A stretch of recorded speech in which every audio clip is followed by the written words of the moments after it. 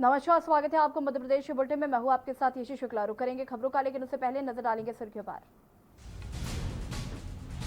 CM Shivraj Singh Chauhan करेंगे plasma donate, corona मरीजों की बचाएंगे जान। कहा कोरोना पर जीत से कम कुछ नहीं चाहिए। दिग्विजय का बेरोजगारी पर बयान, मध्य प्रदेश से 10वीं पास करने वालों को ही राज्य में सरकारी नौकरी के लिए मौका मिले।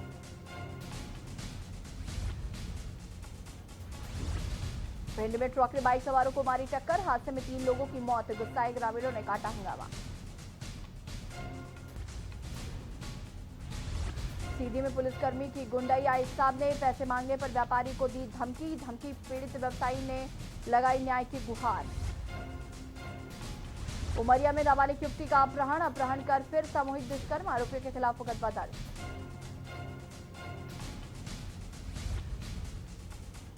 लगातार बढ़ रहे कोरोना के केस, देश में कोरोना ने तोड़े सारे रिकॉर्ड। 64,399 नए केस, 861 लोगों की मौत।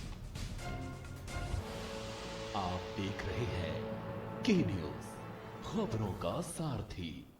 बढ़ेंगे खबरों में, लेकिन उससे पहले आपको भोपाल से बड़ी खबर बता दी। कमलनाथ के बयान पर नरोत्तम मिश्रा का पलटवार है। कमलनाथ कभी छिंदवाड़ा के बाहर नहीं निकले। नरोत्तम मिश्रा ने किया पलटवार, कहा कमलनाथ कभी छिंदवाड़ा के बाहर नहीं निकले। कमलनाथ के सड़क पर उतरने पर नरोत्तम ने दिया है बयान, कभी जनता के दिल में भी उतरने की बात किया करो। और यहां पर वार पलटवार का सिलसिला जारी है। पहले कमलनाथ ने बयान दिया था, जिसका पलटवार करते हुए नरोत्तम मिश्रा ने कहा कि कमलनाथ कभी छिंदवाड़ा के बाहर नहीं निकले। कमलनाथ की सड़क पर उतरने पर नरोत्तम मिश्रा ने ये बयान दिया है कि कभी जनता के दिल में भी उतरने की बात किया करो। बड़ी खबर भोपाल से, कमलनाथ के बयान पर नरोत्तम मिश्रा का पलटवार। कमलनाथ कभी छिंदवाड़ा के बाहर नहीं निकले और कमलनाथ के सड़क पर उतरने पर नरोत्तम मिश्रा ने कहा कि कभी जनता के दिल में भी उतरने की बात किया करो। कि वो बोले, लेकिन जब 15 महीने थे तब क्या किया आदिवासियों के, जनजाति भाइयों के लिए, ये जरूर बताएं। वो हर बात बोले, वो हमारी आती है तो अब काल्पनिक है, बिना खम्भे के आसमान टिका है, अगर गिर गया तो। अब ये तो काल्पनिक बात हो गई ना। घर के नहीं मरते तो पूरे भोपाल में खटिया बिछती, ये काल्पनिक बातें हैं। काल्पनिक बात मत करो, ऐसा होता तो। कांग्रेस नेता और मध्य प्रदेश के पूर्व मुख्यमंत्री दिग्विजय सिंह 9 अगस्त को केंद्रीय श्रम संगठन के सत्याग्रह में शामिल हुए। 2014 से उनके केंद्र द्वारा उठाए गए सभी कदम मजदूर विरोधी हैं। वे सार्वजनिक क्षेत्र को अविभाज्य बनाना चाहते हैं, ताकि ये दिखाया जा सके कि सार्वजनिक क्षेत्र में कोई तकनीकी क्षमता नहीं है। इस प्रकार इसका निजीकरण किया जाना चाहिए। 2014 से लेकर आज तक जितने भी उनके कदम हैं, वे मजदूर विरोधी कदम उठाए। पब्लिक सेक्टर को वो अनवायबल बनाकर ये प्रमाणित करना चाहते हैं कि ये चलाने लायक नहीं है। उनमें न इंसेंटिव है, न टेक्निकल कॉम्पिटेंस है, इसलिए उनका निजीकरण होना चाहिए। और ये आज से नहीं है, 47 से लेकर आज तक जितना भी आपको संघ और भारतीय जनसंघ और भारतीय जनता पार्टी के जितने भी उनके डॉक्यूमेंट आप देख लीजिए, उसमें साफ तौर पर वो एंटी लेबर रहेंगे। भारतीय मजदूर संघ केवल नाम के लिए है, लेकिन मजदूरों की लड़ाई जिस तरह से लड़ना चाहिए वो इसलिए नहीं लड़ पाती है क्योंकि मूल रूप से वो आरएसएस की विचारधारा से जुड़ी हुई है। और जब विचारधारा स्वयं अपने आप में मजदूर विरोधी है तो भारतीय मजदूर संघ भी सदस्य बना सकती है, लेकिन मजदूरों की लड़ाई में हमेशा पीछे रह जाती है। मजदूरों की लड़ाई वही लड़ सकता है जिसके पास खोने के लिए ताकत है, कि चाहे हम हमारा खो जाए, हमारा नुकसान हो जाए, लेकिन मजदूरों के हक में लड़ाई लड़ेंगे, वही मजदूरों की लड़ाई लड़ सकता है। डबरा शहर में आम आदमी पार्टी का कार्यकर्ता सम्मेलन आयोजन किया गया, जिसमें प्रदेश उपाध्यक्ष मीनाक्षी तोमर पहुंचे, जिन्होंने कांग्रेस और भाजपा पर जमकर निशाना साधा और कहा कि दोनों ही पार्टी एक ही केवल जनता को लूटने का काम करती है। डबरा में आम आदमी पार्टी अपना प्रत्याशी उतारेगी, क्योंकि डबरा में जो हालात है वो बहुत ही खराब है। क्योंकि डबरा की जनता ने अपना भरोसा जताकर जनप्रतिनिधियों के तौर पर चुना था, लेकिन उन्होंने जनता के साथ विश्वासघात किया है। आम आदमी पार्टी ने दिल्ली में जो जनहितैषी कार्य किए हैं, अब मध्य प्रदेश में भी आम आदमी पार्टी अपने उम्मीदवार मैदान में उतारेगी और मध्य प्रदेश में भी दिल्ली जैसी सुविधाएं देने का प्रयास करेंगे। आम आदमी के लिए समर्थन नगर से हमारा मध्य प्रदेश में खाता खुले, यहाँ की सीट जो होती है वो हमेशा एक गंदगी के खिलाफ है, भ्रष्टाचार के खिलाफ है। और आज के समय में जनता ने अब सब कुछ देखा हुआ है।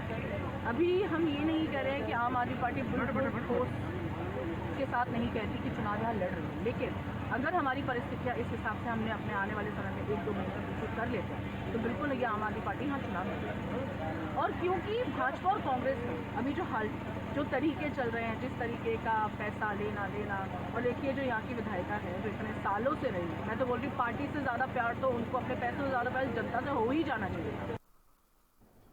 जुन्नारदेव विधायक सुनील उइके के संपर्क में आए ब्लॉक कांग्रेस कमेटी के अध्यक्ष और अन्य साथी कोरोना से संक्रमित हो गए थे, जिन्हें जुन्नारदेव के विकोली अस्पताल में भर्ती कराया गया था। अस्पताल की व्यवस्थाओं को लेकर ब्लॉक कांग्रेस अध्यक्ष ने धरना दिया, जिसके बाद आनन फानन में प्रशासन टीम धरना समाप्त कराने बेकौली कान्हान अस्पताल पहुंचे। जिसके बाद धरना तो खत्म हो गया, लेकिन जुन्नारदेव ब्लॉक कांग्रेस अध्यक्ष ने बीएमओ पर गंभीर आरोप लगाए हैं। उन्होंने बताया कि बीएमओ ना फोन उठाते हैं, ना ही किसी की मदद के लिए कोई चिकित्सा की सुविधा मुहैया कराते हैं। जुन्नारदेव की ओर अपने वीडियो के माध्यम से कलेक्टर छिंदवाड़ा को इस ओर ध्यान आकर्षित करने को कहा। इनको या तो आप कार्रवाई करिए। आपको बताते हुए बड़ा दुख हो रहा है कि हमारे देश में जो कोरोना महामारी फैली हुई है, उस कोरोना महामारी के नाम पर भारतीय जनता पार्टी की सरकार, जिला प्रशासन एवं हमारा जुन्नारदेव का जो प्रशासन है वो कितना बड़ा मजाक कर रहा है। लेकिन जब हम आज इस क्वारंटाइन सेंटर के अंदर आए हैं तो यहाँ पर शासन प्रशासन क्वारंटाइन सेंटर के बाहर सड़क पे कुछ और नज़र आता है, और जब इधर साइड हम अंदर जब आते हैं तो यहाँ लोगों की ये तकलीफें हैं, इसका अंदाज़ा आप लगा ही नहीं सकते बाहर बैठ के। इंदौर जिले में अगस्त के महीने में कोरोना ब्लास्ट जारी है। पूरे कोरोना काल में पहली बार रविवार को मरीजों का आंकड़ा 208 पहुंचा।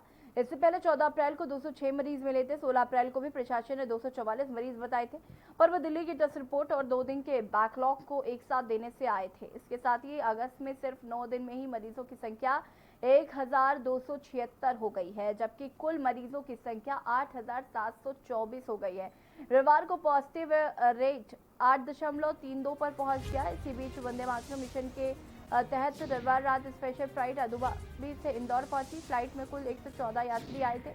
इनमें से 64 इंदौर के हैं। सभी की विमानतल पर ही स्क्रीनिंग की गई। इसके बाद बाहर के यात्री अलग अलग जिलों के लिए रवाना हो गए। ये सभी कोरोना संकट के चलते लंबे समय से विदेश में ही फंसे हुए थे। इंदौर के सभी यात्रियों को होटल में क्वारंटाइन किया गया है।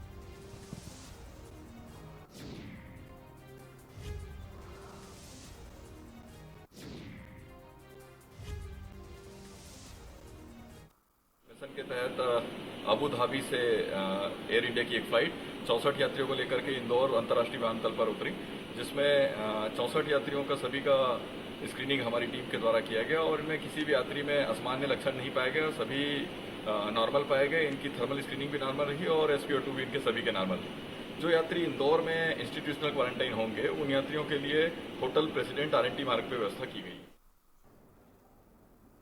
मंडला जिले में कोरोना मरीज के एक साथ 18 नए मामले सामने आए, जिनमें से 5 महिलाएं भी शामिल हैं। प्राप्त जानकारी के अनुसार मंडला विकास खंड से 4, नारायणगंज से 2, मवई से 7, बिछिया विकासखंड से 1 तथा मोगांव से 4 मरीजों की रिपोर्ट कोरोना पॉजिटिव आई है। कलेक्टर हर्षिका सिंह ने संक्रमित लोगों के संपर्क में आए व्यक्तियों का स्वास्थ्य परीक्षण एवं कोरोना जाँच कराने के निर्देश दिए हैं। कलेक्टर ने जिलेवासियों से कोरोना के बचाव के लिए सुरक्षा के मानकों का पालन करने और सावधानी बरतने की अपील की है।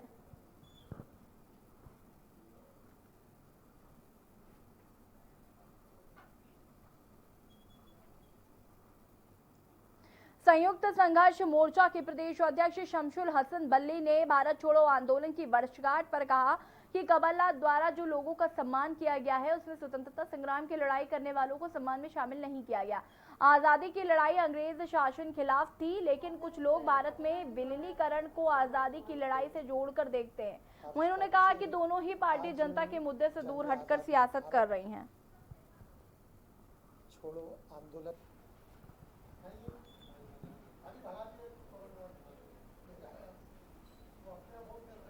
प्री प्लान लोग मारे जा रहे हैं।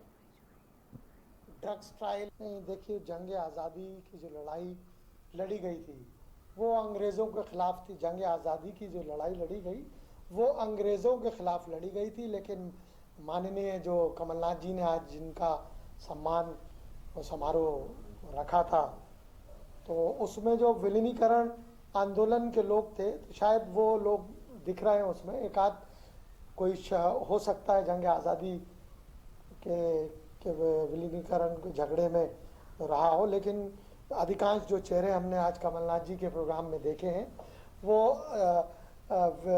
भारत में विलीकरण, जो भारत का विलीकरण जो हुआ था देश में, उसके वो चेहरे नजर आ रहे हैं।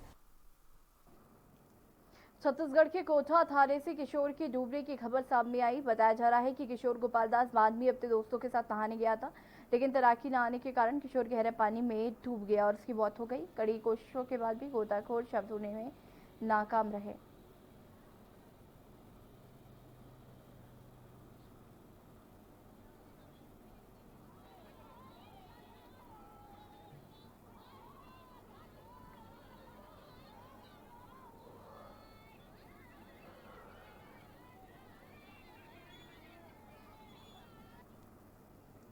मध्य प्रदेश के रतलाम में जवाहर नगर क्षेत्र के अकरम नाम के युवक के घर पर दबिश डालने पहुंची एटीएस के पहले ही अपराधी फरार हो गया। हत्याकांड मामले में आरोपी अकरम के घर दबिश डालने एटीएस की टीम पहुंची थी, लेकिन सूचना लीक होने से पहले ही आरोपी अकरम फरार हो गया, जिसके बाद एटीएस ने पूरे मोहल्ले की तलाशी ली और 6 युवकों को हिरासत में ले लिया है।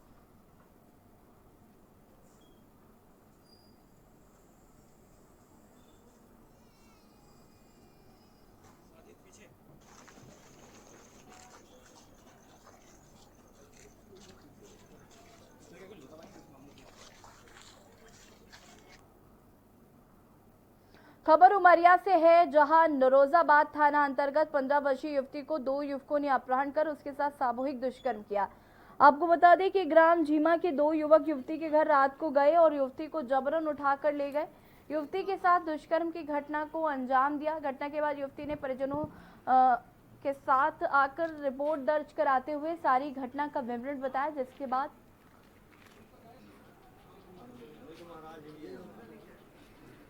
पुलिस ने आरोपियों के विरुद्ध दुष्कर्म और घर में घुसकर जबरन अपहरण करने की धाराओं के तहत मामला दर्ज किया है।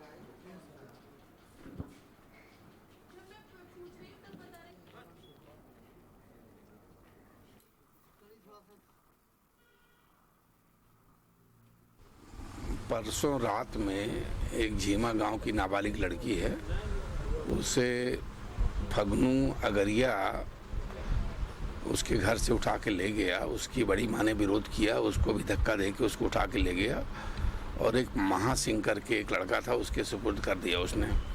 महासिंह ने उससे नाबालिग लड़की के साथ में बलात्कार किया और वो फगनू वहीं कुछ देर खड़ा था, उसके बाद वो वहाँ से चला गया। इसकी रिपोर्ट थाना नौरोजाबाद में मिलने पर 376 घा के तहत मुकदमा पंजीबद्ध किया गया है और पॉक्सो एक्ट भी लगाया गया है और दोनों आरोपियों को गिरफ्तार कर लिया गया है। विवेचना भी इसकी चल रही है। रायसेन जिले में बासमती धान की पैदावार लंबे समय से हो रही है, लेकिन किसानों को उचित दाम नहीं मिल पा रहे हैं। जीआई टैग नहीं मिलने से कई निजी कंपनियां रायसेन के धान पंजाब और हरियाणा को टैग पर विदेशों में बेचकर कमाई कर रही हैं। प्रदेश सहित रायसेन की धान को जीआई टैग यदि मिलता है तो किसान को फायदा होगा। लगातार किसान धान में कम दाम और लागत ज्यादा के कारण घाटे में जा रहा है।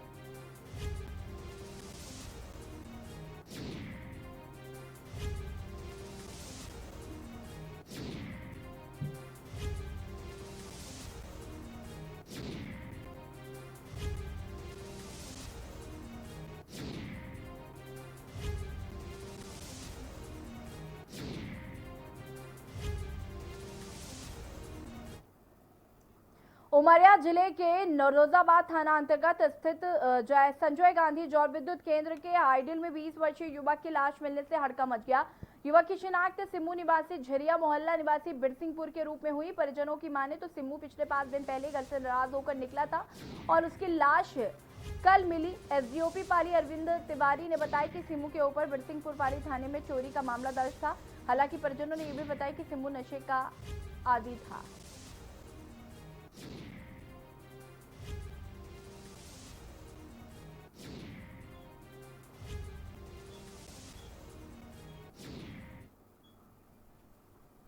हाइडल प्रोजेक्ट है, उसके किनारे एक शव पड़ा हुआ है 20-22 साल के युवक का, जिसे जाकर देखा गया और बाद में उसकी पहचान सिम्मू पिता गोपी वर्मा निवासी झरिया के रूप में हुई है।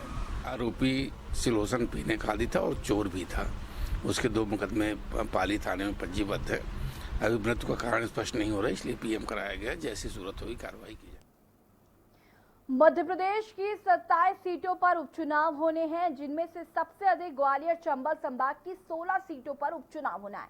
आपको बता दें कि कांग्रेस छोड़ भाजपा में आए ज्योतिरादित्य सिंधिया को भाजपा में हाल ही में राज्यसभा सांसद बनाया गया है। जैसे ही सिंधिया ने कांग्रेस छोड़ी तो सिंधिया के साथ उनके समर्थन में 22 विधायक ने भी कांग्रेस छोड़ दी। देखिए रिपोर्ट। एमपी में उपचुनाव का महासंग्राम। विधानसभा उपचुनाव को लेकर घमासान। उपचुनाव को लेकर बीजेपी कांग्रेस आमने सामने। कांग्रेस में उम्मीदवार को लेकर मंथन जारी। उपचुनाव में सबसे हॉट सीट मानी जा रही डबरा।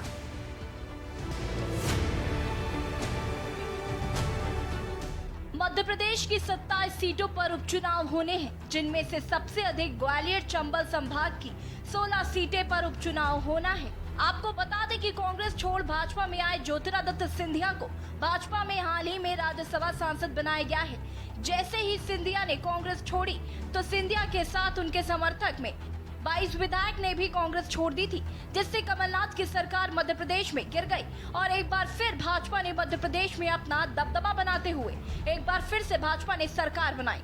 इसको लेकर मध्य प्रदेश में एक बार फिर विधानसभा के उपचुनाव होने हैं, जिसे लेकर कांग्रेस और बीजेपी एक बार फिर आमने सामने हैं। मध्य प्रदेश में 27 सीटों का उपचुनाव होना है, लेकिन डबरा विधानसभा सीट सबसे अहम सीट मानी जा रही है, क्योंकि ज्योतिरादित्य सिंधिया के कट्टर समर्थक इमरती देवी पहले कांग्रेस से यहां से 3 बार विधायक रह चुकी हैं, लेकिन अब इमरती देवी ने कांग्रेस छोड़ बीजेपी का दामन थामा है। इसलिए कांग्रेस के लिए यह सबसे बड़ी चुनौती मानी जा रही है और डबरा वर्तमान के मध्य प्रदेश के गृह एवं संसदीय कार्य मंत्री नरोत्तम मिश्रा का गृह निवासी है। इसलिए कांग्रेस इस सीट को हथियाने में पूरा जोर लगा रही है, लेकिन कांग्रेस के विधायक कांग्रेस पार्टी से इस्तीफा देकर भाजपा में शामिल होते जा रहे हैं। कांग्रेस के लिए एक बड़ी मुसीबत पैदा होती जा रही है। अब देखना होगा कि कांग्रेस इस समस्या का समाधान कैसे निकालेगी। फिलहाल कांग्रेस पार्टी पर संकट गहराता जा रहा है। आइए आपको बताते हैं कब से कब तक रहा डबरा विधानसभा पर किस किस का कब्जा। डबरा का राजनीतिक इतिहास। 1967 में पहली बार कांग्रेस के वृंदा सहाय डबरा से विधायक चुने गए। 1972 में कांग्रेस के पहाड़ सिंह रावत विधायक बने। 1977 में भाजपा के गोपीराम कुकरेजा ने जीत दर्ज की। 1980 में भाजपा के उम्मीदवार जगन्नाथ सिंह ने जीत दर्ज की। 1985 में कांग्रेस के नरसिंह पवार विधायक बने। 1990 में डॉक्टर नरोत्तम मिश्रा ने भाजपा को जीत दिलाई। 1993 में बहुजन समाजवादी पार्टी के जवाहर सिंह रावत विधायक बने। 1998 में एक बार फिर नरोत्तम मिश्रा ने चुनाव लड़ा और जीते। 2003 में फिर से नरोत्तम मिश्रा ने जीत दर्ज की। 2008 में डबरा विधानसभा सीट आरक्षित हो गई, जिससे कांग्रेस की इमरती देवी सुमन ने जीत दर्ज की। 2008 से लेकर अभी तक डबरा विधानसभा सीट पर कांग्रेस का कब्जा रहा। पिछले 2018 में इमरती देवी सुमन ने भाजपा के कप्तान सिंह का रिकॉर्ड तोड़ 57,000 से अधिक वोटों से पराजित किया था। कांग्रेस शासन में उन्हें महिला बाल विकास मंत्री का पद भी दिया गया था।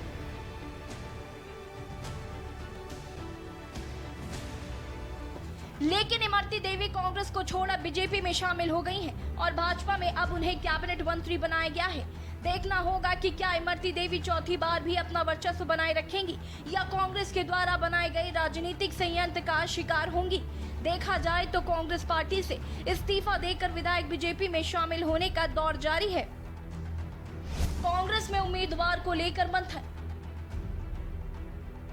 कांग्रेस में देखा जाए तो दावेदारों की लंबी लिस्ट है, लेकिन उनमें से वृंदावन कोरी, सत्यप्रकाशी परसेड़िया, सूबेदार सिंह और सुरेश राजे का नाम प्रबल दावेदारों में माना जा रहा है। अब देखना होगा कि कांग्रेस किसे अपना डबरा उपचुनाव में उम्मीदवार घोषित करती है। जो इमरती देवी पहले कांग्रेस से 3 बार लगातार विजय हासिल करती चली आ रही हैं, लेकिन अब मामला कुछ और है। अब की बार भाजपा से चुनाव लड़ रही हैं, इसलिए कांग्रेस के लिए यह एक बड़ी चुनौती है। वो कौन उम्मीदवार होगा जो इमरती देवी को हराने में कामयाब होगा? इसलिए कांग्रेस के वरिष्ठ नेताओं में मंथन का दौर जारी है। या इमरती देवी चौथी बार भी विजय हासिल करेंगी, ये तो डबरा विधानसभा की जनता ही तय करेगी। देखा जाए तो इमरती देवी कांग्रेस के उम्मीदवारों को चुनौती देती नजर आ रही हैं, इसलिए कांग्रेस के सभी वरिष्ठ नेता ग्वालियर चंबल संभाग में ही पूरे उपचुनाव में रहने के मूड में हैं। आपको बता दें कि हर चुनावों में हर वर्ग की अहम भूमिका होती है, जिसे लेकर सभी राजनीतिक दल जातिगत समीकरणों को देखते हुए ही अपना प्रत्याशी मैदान में उतारते हैं। हम बात करें डबरा विधानसभा की, तो डबरा विधानसभा में एससी और एसटी के मतदाताओं की हर एक चुनाव में अहम भूमिका होती है। इन्हें लुभाने के लिए चुनाव से पहले बड़े बड़े वादे और घोषणा की जाती है, पर चुनाव के बाद गांव की तरफ चुना हुआ प्रत्याशी देखने तक नहीं आता। एक नजर डालते हैं जातिगत समीकरण पर। डबरा में मतदाताओं की संख्या लगभग 2,27,800 के करीब है। महिला मतदाताओं की संख्या 1,63,800, पुरुष मतदाताओं की संख्या 1,20,000 के करीब। सबसे गौर करने वाली बात यह है कि डबरा विधानसभा में एससी और एसटी के मतदाताओं की हर एक चुनाव में निर्णायक भूमिका होती है। ग्राफिक्स के जरिए बताते हैं कितने हैं मतदाता। जाटव समाज 42,000 मतदाता, ब्राह्मण समाज 22,000 मतदाता, साहू समाज 17,000 मतदाता, कुशवाहा समाज 17,000 मतदाता, बघेल समाज 17,000 मतदाता, वैश्य समाज 12,000 मतदाता, मुस्लिम वर्ग 10,000 मतदाता, सिंधी समाज 8,000 मतदाता, सिख समाज 8,000 मतदाता, गुर्जर समाज 6,000 मतदाता, रावत समाज 8,000 मतदाता। डबरा विधानसभा के उपचुनाव में महत्वपूर्ण मुद्दे। इस उपचुनाव में सबसे अहम मुद्दा माना जा रहा है, क्योंकि यह मुद्दा पहले विधानसभा चुनाव में भी उठाया गया था, पर अभी तक कुछ नहीं हुआ। एक बार फिर डबरा की जनता की सबसे बड़ी मांग डबरा को जिला बनाना है।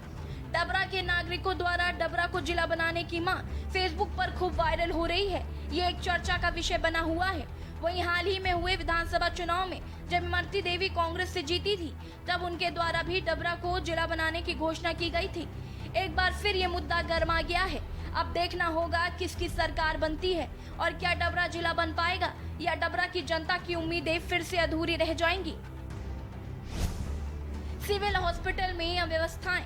सिविल हॉस्पिटल डबरा में डॉक्टरों के कई रिक्त पद हैं और बात करें व्यवस्था की, तो डबरा का हॉस्पिटल व्यवस्था के चलते शुरू से ही सुर्खियों में रहा है। हर रोज हजारों की संख्या में मरीज आते हैं, पर डबरा हॉस्पिटल में मरीजों को पर्याप्त सुविधा नहीं मिलती है। कई बार देखा गया है कि मरीजों को स्ट्रेचर तक नहीं मिलता और ज्यादातर मरीजों को ग्वालियर के लिए रेफर किया जाता है। जैसे रास्ते में ही कई बार मरीजों की मौत भी हो चुकी है। लेकिन कुछ दिनों पहले मध्य प्रदेश के गृह मंत्री डॉक्टर नरोत्तम मिश्रा ने कैबिनेट मंत्री इमरती देवी के साथ सिविल हॉस्पिटल का निरीक्षण कर 100 बिस्तर को हॉस्पिटल बनाने का प्रस्ताव सरकार को भेज दिया है। लेकिन अब देखना होगा कि यह प्रस्ताव कब तक मंजूर होता है, या पहले केंद्रीय मंत्री नरेंद्र सिंह तोमर ने भी हॉस्पिटल के लिए मशीनें मंजूर की थी, लेकिन अभी तक कुछ नहीं हुआ। मशीनों का ही पता नहीं है कहाँ है, क्या है। इसी तरह प्रस्ताव अधर में लटका रहेगा या मंजूर होगा, ये तो आने वाला समय ही बताएगा। और यदि हॉस्पिटल बन जाता है तो यह डबरा के लिए एक बड़ी सौगात होगी। बेरोजगारी। डबरा शहर के सैकड़ों नागरिक शहर से बाहर काम करने जाते हैं, क्योंकि डबरा शहर में ऐसा कोई औद्योगिक क्षेत्र नहीं है जिससे बेरोजगार लोगों को रोजगार मिल सके। कन्या महाविद्यालय का ना होना। डबरा शहर में बालिकाओं के लिए महाविद्यालय ना होने की वजह से कई छात्राएं 12वीं के बाद घर बैठ जाती हैं, क्योंकि डबरा से ग्वालियर 50 किलोमीटर है। रोज अप डाउन करने में कई समस्याओं का सामना करना पड़ता है। इसके लिए कई बार सामाजिक संस्थाओं ने मुद्दा उठाया, पर अभी तक इस पर कोई भी नतीजा नहीं निकला है और इस बार ये मुद्दा फिर गर्मा गया है। खेल के मैदान का अभाव। डबरा शहर में एक भी खेल का मैदान नहीं है, जिससे डबरा के युवाओं का खेल के प्रति मनोबल कम होता जा रहा है। डबरा शहर से कई खिलाड़ी नेशनल एवं इंटरनेशनल तक प्रतियोगिता में भाग ले चुके हैं, लेकिन मैदान न होने की वजह से कहीं न कहीं हताश होते नजर आते हैं। पेयजल समस्या। डबरा शहर में सबसे गंभीर समस्या पेयजल समस्या है। आए दिन पाइपलाइन फूटती रहती है, जिसके चलते नगर वासियों को कई बार प्राइवेट टैंकर मंगवाने पड़ते हैं और कई जगह टैंकर नहीं पहुंचते हैं। वहां पर लोगों को दूर दूर से पानी भरकर लाना पड़ता है। ये एक गंभीर समस्या है। Bypass road. शुगर मिल से झांसी रोड तक का बाईपास रोड की मंजूरी हो चुकी है, लेकिन अभी तक नहीं बना और ना ही चालू हुआ है, जिसकी वजह से मेन बाजार से भारी वाहनों का आवागमन होता है, जिससे आए दिन भारी वाहनों की वजह से जाम लग जाता है, जिससे घंटों जाम लगा रहता है। क्योंकि डबरा में ना तो ट्रैफिक पुलिस है और ना ही यातायात व्यवस्था सुधारने के लिए कोई जिम्मेदार अधिकारी। Railway under bridge. डबरा शहर के बीचों बीच रेलवे लाइन निकली हुई है, जिसको पार करते समय कई बार दुर्घटना हो चुकी है। इसका अभी तक कोई भी समाधान नहीं निकला है। अब देखने वाली बात यह है कि क्या एक बार फिर कांग्रेस अपनी सरकार बना पाएगी या फिर कांग्रेस से बागी हुए विधायक कांग्रेस पर भारी पड़ेंगे। और सबसे दिलचस्प बात यह है कि क्या कांग्रेस से बागी हुए विधायक बीजेपी में शामिल होने के बाद फिर से जीत दर्ज कर पाएंगे या फिर कांग्रेस द्वारा बागी विधायकों पर जो आरोप लगाए जा रहे हैं उनका शिकार होंगे। डबरा से के न्यूज के लिए राजेश कुमार सोनी की रिपोर्ट। मध्य प्रदेश बुलेटिन में फिलहाल इतना ही। देखते रहिए के न्यूज इंडिया। नमस्कार।